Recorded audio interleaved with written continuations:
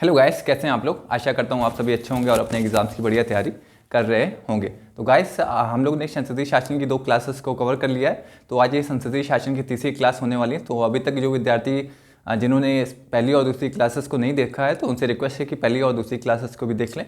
इससे आने वाले लेक्चर आपको आसानी से समझ में आएंगे। और जो विद्यार्थी इस चैनल पर नए हैं तो उनसे रिक्वेस्ट है कि आप इस चैनल को सब्सक्राइब कर लीजिए और इसे अपने दोस्तों के साथ जरूर शेयर करिए, क्योंकि इस चैनल पे हम लोग GS2 के साथ साथ एक ऑप्शनल राजनीति विज्ञान को कवर करेंगे। तो अपने दोस्तों के साथ इसे शेयर करिए और इस चैनल को सब्सक्राइब कर लीजिए।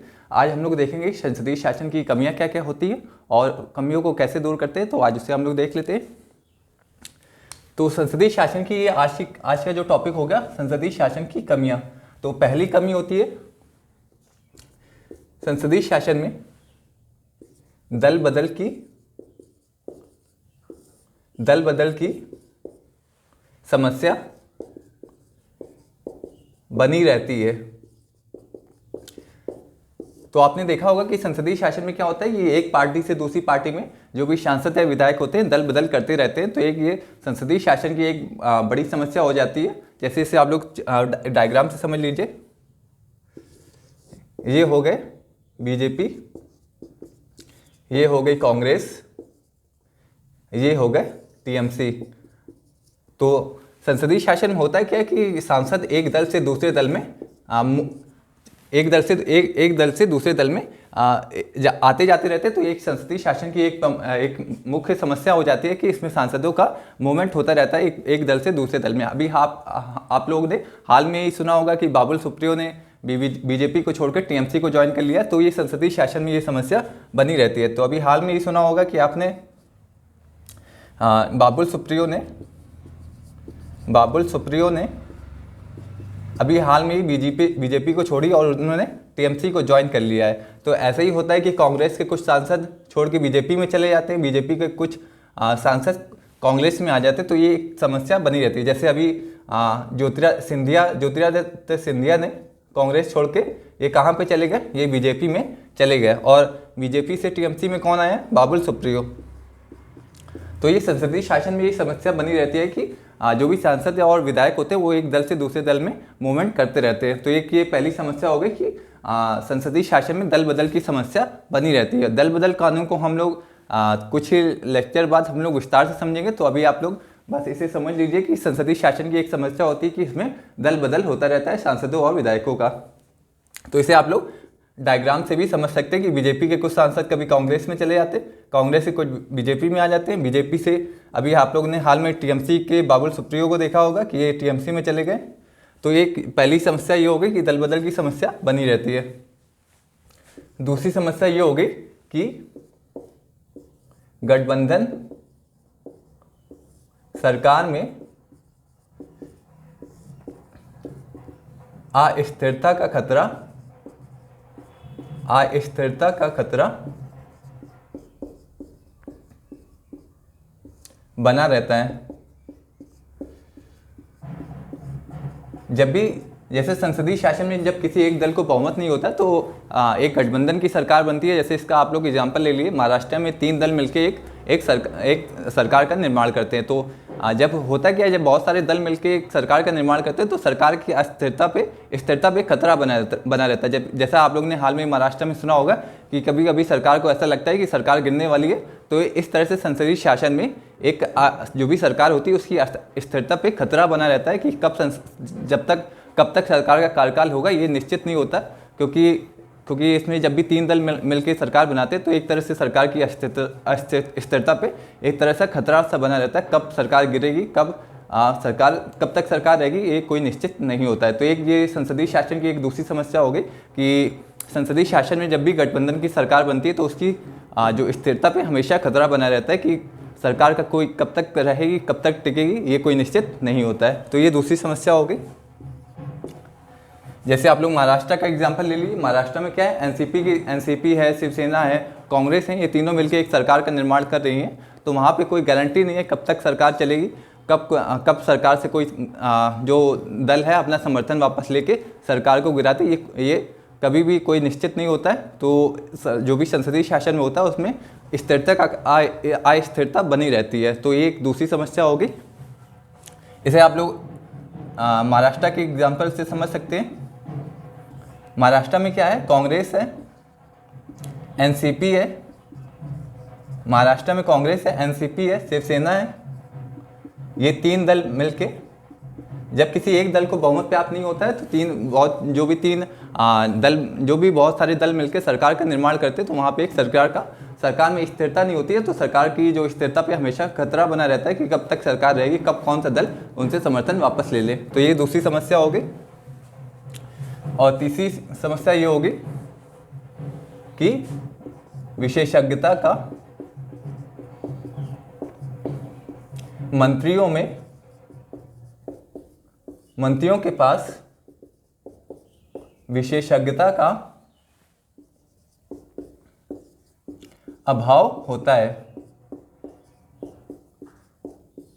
तो संसदीय शासन में ये कमियां होती हैं। एक कमी होती है कि जो भी हमारे मंत्री परिषद के सदस्य होते हैं उन सदस्यों के पास विशेषज्ञता नहीं होती है, क्योंकि वर्तमान युग किसका है, संचार का युग है, तकनीक का युग है। तो हमारे सांसदों या विधायकों के पास इन सभी मामलों का कोई ज्ञान नहीं होता है। तो इससे एक समस्या क्या होती है कि इससे समस्या ये होती है कि विधि निर्माण में समस्या आती है, क्योंकि क्या होता है कि जब सांसदों या विधायकों के पास उस मामले का ज्ञान ही नहीं है, ना तो संचार का ज्ञान है, ना तकनीक का ज्ञान है, उन सभी मामलों का जब ज्ञान ही नहीं है तो वो उन सभी विषयों पर विधि कैसे बनाएंगे। तो ये संसदीय शासन में एक प्रमुख समस्या बनी रहती है कि हमारे सांसदों के पास विशेषज्ञता का अभाव होता है। वो तकनीक के बारे में इतना नहीं जानते, वो संचार के बारे में इतना नहीं जानते। तो एक तरह से विधि बनाने में हमारे जो मंत्रियों को दिक्कत आती है। इसके लिए वो अधिकारियों को उन्हें सहयोग लेना पड़ता है। तो एक संसदीय शासन में ये समस्या बनी रहती है कि जो भी हमारे मंत्री परिषद है उनके पास विशेषज्ञता का अभाव होता है। जबकि आप इसके उलट अमेरिका में देखेंगे तो वहाँ मंत्री परिषद के पास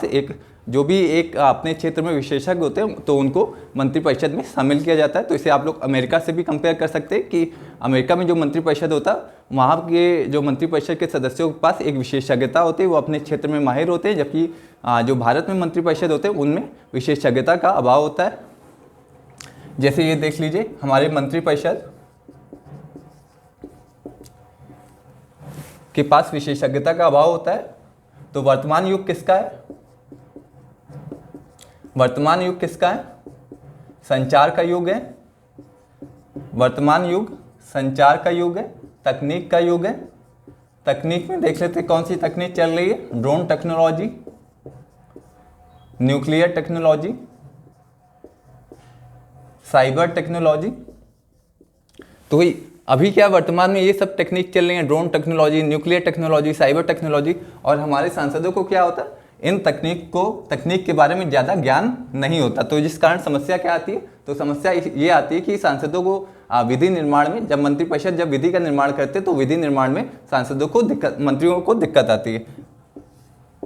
तो इन सभी तकनीक का मंत्री परिषद को ज्ञान नहीं होता है, इन मामलों की ज़्यादा जानकारी नहीं होती है, जिस कारण की समस्या क्या आती है, कि विधि निर्माण में समस्या आती है। तो एक संसदीय शासन की तीसरी समस्या क्या होगी कि मंत्रियों में विशेषज्ञता का अभाव होता है, जिस कारण विधि निर्माण में समस्या आती है। तो ये तीसरी कमी हो गई संसदीय शासन की, इसे आप लोग नोट कर लीजिए। ये सबसे इंपॉर्टेंट विशेषता है, विशेषज्ञता का अभाव होता है मंत्रियों के पास, जिस कारण क्या होता है, विधि निर्माण में समस्या आती है।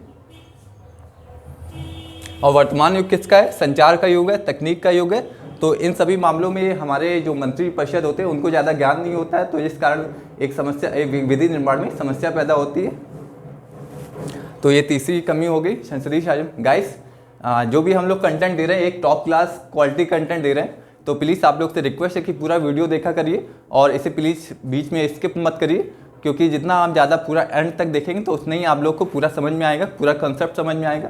आप लोग को जब भी मेंस का आंसर लिखना होगा तो कोई दिक्कत नहीं होगी पूरा वीडियो देखने के बाद।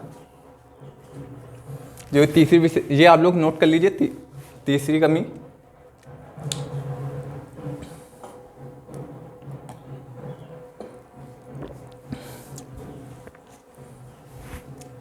तो गाइस चौथी देख लेते हैं। चौथी कमी क्या है?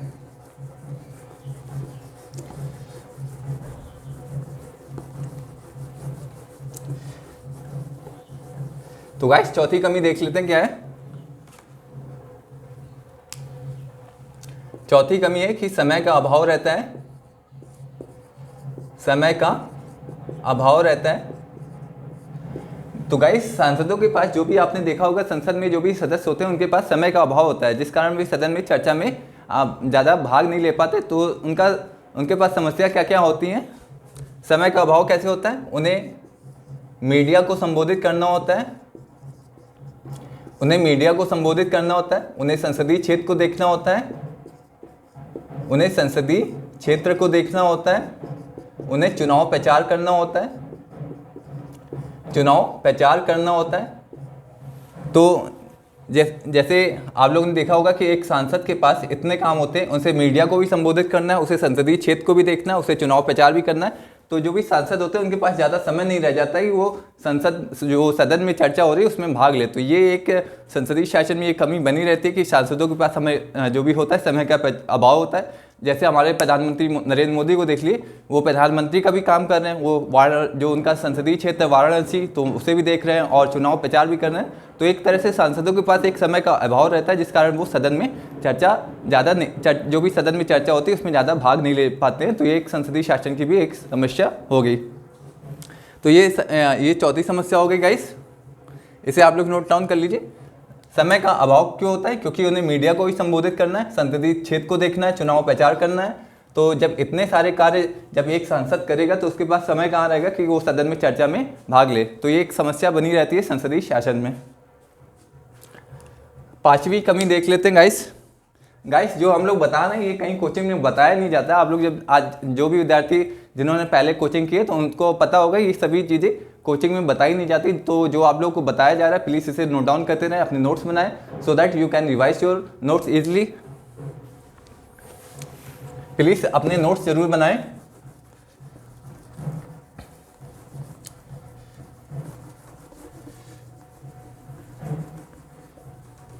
तो पांचवी कमी देख लेते हैं, सदन के संचालन में बाधा उत्पन्न होती है। सदन के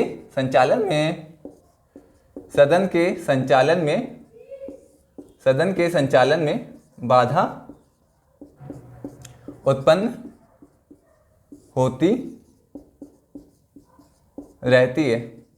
आप लोगों ने देखा होगा कि जब भी आप लोगों ने कभी संसद की कार्रवाई देखी होगी तो कोई पर्चे फाड़ रहा है, कोई किसी से मारपीट कर रहा है, तो ये संसदीय शासन में होता रहता है कि कोई पर्चे फाड़ रहा है, कोई स्पीकर के ऊपर पर्चे फेंक रहा है, कोई सदन में पर्चा फाड़ रहा है, कोई सदन में एक दूसरे को मारपीट कर रहा है। तो ये संसदीय शासन की एक प्रमुख खामियां हो गई कि संसदीय शासन में सदन के संचालन में विभिन्न तरह की बाधाएं उत्पन्न होती रहती है। कैसे उत्पन्न होती हैं, कोई सदन में हिंसा कर रहा है, कोई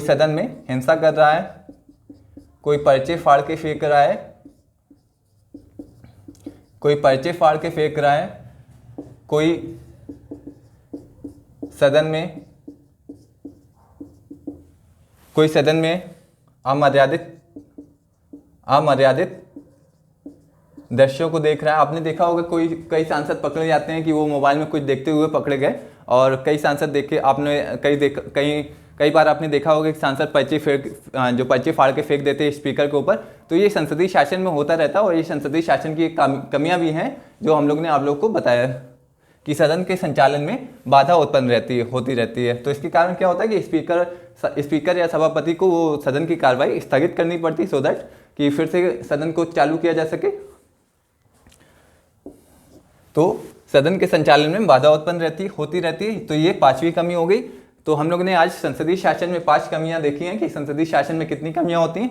तो पहली कमी होती है कि दल बदल की समस्या होती है, और पहली कमी होगी दल बदल की समस्या बनी रहती है, और दूसरी कमी होगी कि गठबंधन सरकार में स्थिरता का खतरा बना रहता है, और तीसरी कमी होगी कि जो भी सांसद होते हैं उनके पास विशेषज्ञता का अभाव होता है। चौथी कमी हो गई कि जो समय का अभाव होता है सांसदों के पास, और पांचवी कमी हो गई कि जो भी सदन के संचालन में बाधा उत्पन्न होती रहती है। जब भी संसदीय शासन आपने कहीं भी देखा होगा तो ये सब बाधाएं सदन के संचालन में होती रहती हैं। तो आज हम लोग ने संसदीय शासन की 5 कमियां डिस्कस कर ली। तो अभी देख लेते हैं इस कमियों को दूर कैसे करते हैं। इस कमियों को दूर करने के उपाय देख लेते हैं, आप लोग इसे नोट कर लीजिए। ये हो गई चौथी कमी, ये हो गई पांचवी कमी, ये हो गई तीसरी कमी। तो सदन के संचालन में बाधा कैसे उत्पन्न होती, लोग पर्चे फाड़ते हैं, लोग स्पीकर के ऊपर पन्नी फेंक देते हैं। तो इस तरह से सदन के संचालन में बाधा उत्पन्न होती रहती है, जिस कारण सदन को स्थगित करना पड़ता है।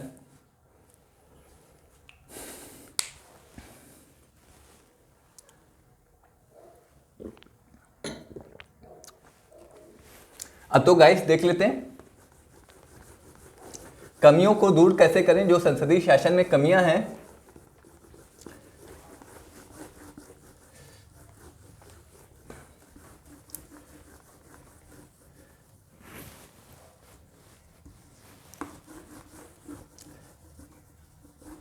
तो गाइस संसदीय शासन में जो कमियां हैं उसे दूर कैसे करते हैं, वो उसके उपाय देख लेते हैं कि संसदीय शासन में जो कमियां हैं, कमियों को दूर करने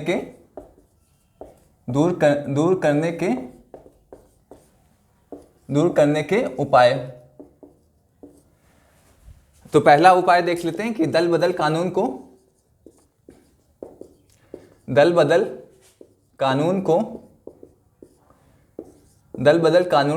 को और मजबूत बनाया जाए, जिससे क्या होगा, दल बदल को रोका जा सके।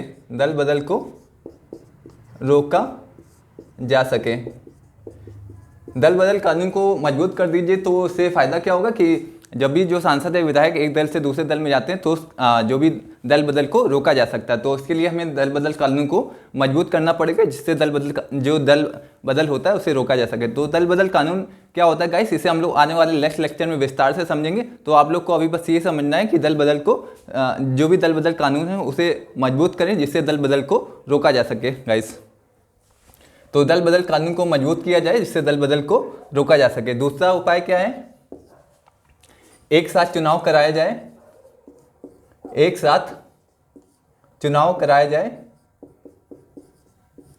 किसका एक साथ चुनाव कराया जाए, विधानसभा का, लोकसभा का, विधानसभा व लोकसभा का एक साथ चुनाव कराया जाए। जिससे क्या होगा कि जो भी सांसद हो गए उन्हें चुनाव प्रचार नहीं करना पड़ेगा, उन्हें चुनाव प्रचार में बार बार भाग नहीं लेना पड़ेगा। जैसे आपने देखा होगा कि हर 6 महीने में कहीं किसी राज्य में चुनाव हो रहा है, किसी यूपी में हो रहा है, कहीं पंजाब में हो रहा है। तो इस तरह से जो भी चुनाव होता है अलग अलग होता है, उसे हम लोग एक साथ कराएं। जो भी विधानसभा का चुनाव है, जो भी लोकसभा का चुनाव, अगर उसे हम लोग एक साथ करा लें तो इससे क्या होगा कि सांसदों को ज़्यादा टाइम मिलेगा सदन में चर्चा में भाग लेने के लिए। तो जो भी सांसदों के पास समय की समस्या होती है तो वो इस तरीके से दूर की जा सकती है कि लोकसभा और विधानसभा का चुनाव है उसे क्यों ना हम लोग एक साथ करा ले, जिससे सांसदों का समय बचे और सांसद अपने जो भी सदन के कार्रवाई में ज़्यादा से ज़्यादा भाग ले सके। तो एक साथ चुनाव कराया जाए विधानसभा का, लोकसभा का। तो गाइस और 1967 तक जब तक जवाहरलाल नेहरू हमारे देश के प्रधानमंत्री थे तो लोकसभा और विधानसभा का चुनाव एक साथ ही होता था। उसके बाद लोकसभा और विधानसभा का चुनाव अलग अलग होने लगा। तो ऐसा नहीं है कि लोकसभा और विधानसभा का चुनाव एक साथ नहीं कराया जा सकता है, इससे पहले भी हो चुका है। जवाहरलाल नेहरू के टाइम ऐसा होता था, तो इसे आने वाले वर्षों में इसे लागू भी किया जा सकता है। एक संभावना है कि लोकसभा और विधानसभा का चुनाव एक साथ कराया जाए, जिससे फ़ायदा क्या होगा कि सांसदों का समय बचेगा और सांसद जितना भी अपना पूरा समय होगा वो सदन की कार्रवाई में उसे दे सकेंगे। तो एक साथ चुनाव कराया जाए। किसका चुनाव कराया जाए, विधानसभा व लोकसभा का चुनाव एक साथ कराया जाए।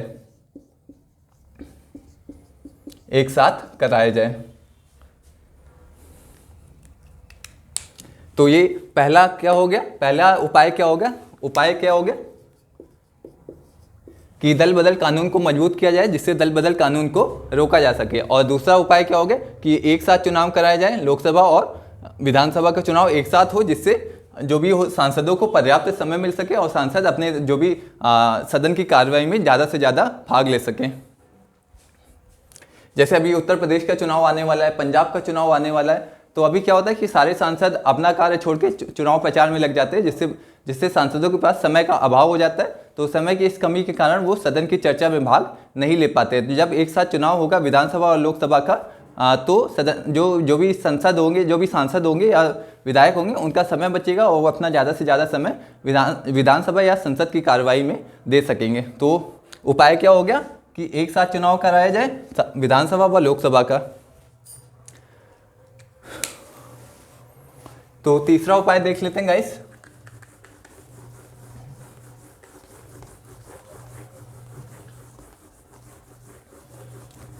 तो गाइस तीसरा उपाय देख लेते हैं सकारात्मक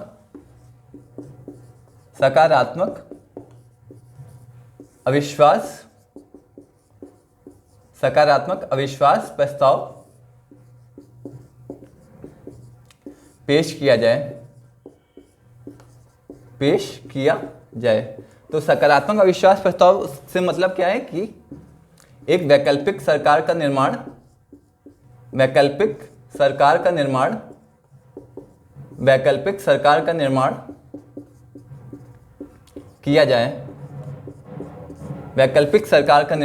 किया जाए।